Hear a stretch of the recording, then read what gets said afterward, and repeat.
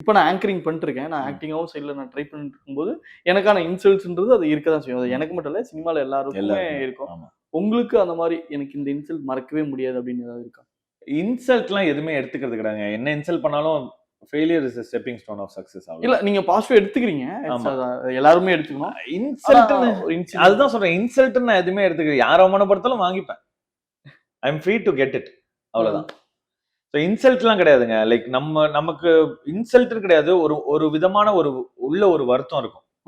அவ்வளவுதான். லைக் ஐயோ! நம்மள இதுல எடுக்கலையே.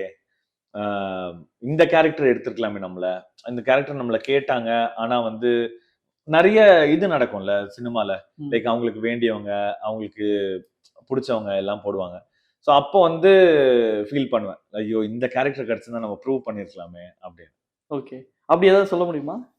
இல்ல நெறைய கேரக்டர் இந்த கூலிலேயே வந்து ஆ கண்ணா ரவி சாரோட கேரக்டர் இருந்துச்சுன்னா எனக்கு இன்னும் சூப்பரா இருந்திருக்கும். ஆ ஆமா. ஆனா அவரோட ஃப்ரெண்ட் கேரக்டரா இருந்துச்சு. But that's okay. It happens. அவ்வளவுதான். ஓகே. அடுத்த படத்துல நம்ம ப்ரூவ் பண்ணிப்போம். எஸ்.